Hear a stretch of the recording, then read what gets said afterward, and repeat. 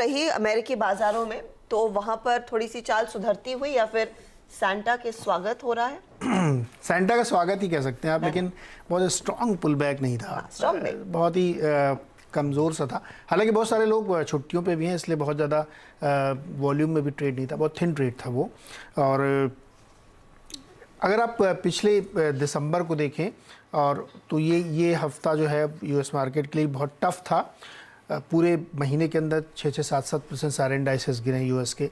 साल के दौरान तो खैर और ज़्यादा गिरे हैं, लेकिन एक थोड़ा सा छोटा सा पुल बैक वहाँ पे आप कह सकते हैं। तो उसके अंदर बिटवीन द लाइन बहुत कुछ रीड करने के लिए है नहीं। लेकिन उस पुल बैक में खाली आपको ये देखना चाहिए कि डाउ वाले स्टॉक्स में ज़्यादा तेज़ी थी, S&P और नैस्डैक में फिर भी उतना अच्छा पुल बैक नहीं है। वो तो बहुत ही छोटे छोटे 20-20, 30-30 पॉइंट की रैली दिखा रहे थे, क्योंकि अभी भी वहाँ पे ब्याज दरों के बढ़ने, मंदी के इन सब की वजह से जो ग्रोथ स्टॉक है ब्याज दर वाले, उसमें दबाव बना हुआ है।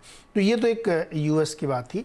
लेकिन हमको लगता है हमारे भारतीय बाज़ारों के लिए क्रूड पे नज़र रखनी चाहिए, जो $84 के आसपास गया है। और उसके पीछे कारण ये बताया जा रहा है कि रशिया ने कहा है कि एक तो सप्लाई अपनी वो कट करेगा और प्रोडक्शन भी कट करेगा। तो इन दोनों का असर जो है वो यूरोप के ऊपर और दुनिया के दूसरे देशों के ऊपर पड़ेगा। हालांकि हमको अभी भी बहुत ज़्यादा सस्ता तेल मिल रहा है, लेकिन जब अगर प्रोडक्शन ही कट करेगा, धीरे धीरे समस्या बढ़ेगी, तो मुश्किल फिर पूरी दुनिया के लिए होगी। तो क्रूड ने इसीलिए बाउंस किया है वहाँ पे। और अभी मैंने थोड़ी देर पहले एक पिक्चर ट्वीट की, यूएस में इतनी ज़बरदस्त मैसिव विंटर स्टॉर्म है वहाँ पे कि कुछ लोग फंस गए, पावर कट हुआ, कुछ लोग मज़े ले रहे हैं। ये फोटो मैंने अभी जस्ट डाली है, तो कुछ लोग बहुत मज़े भी कर रहे हैं, लेकिन वो एनर्जी कंजम्पशन को बढ़ा देता है।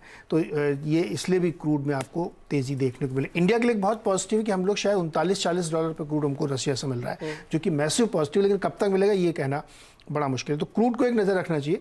दूसरा मैंने ये क्या हमारे EU और जो G7 प्राइस कैप लगा है, प्राइस कैप वो हम पर कैसे लागू होगा? हम तो है नहीं। देखिए, अभी तक तो हम अगर हम नहीं मान रहे हैं, नहीं कर रहे हैं, तो शायद फिर हमारे ऊपर दूसरी तरीके का प्रेशर पड़े। अभी हम लोग जो ऑयल ले रहे हैं तो रशियन शिप के थ्रू ले रहे हैं, जिनको री इंश्योरेंस की ज़रूरत नहीं पड़ रही यूएस के थ्रू।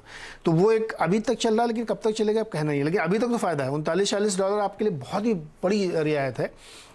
दूसरा एक बहुत ध्यान रखने वाली बात है कि हमारी करेंसी जो है वो करीब 83 के आसपास है और डॉलर इंडेक्स 104 पे है।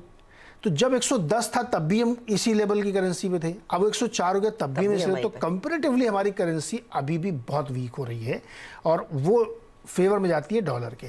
तो ये भी एक पॉइंट यहाँ पे ध्यान देना चाहिए। तो मुझे लगता है कि ये दो फैक्टर जो आज मार्केट में प्ले करेंगे। चीन की तरफ से अब डेटा आना बंद हो गए हैं। लास्ट डेटा हम लोगों को जो बताया गया था कि 37 मिलियन लोगों को कोविड पर डे के हिसाब से हो रहा है। अच्छी बात ये थी कि डेथ रिपोर्ट नहीं हो रही है अब, लेकिन वहाँ के नंबर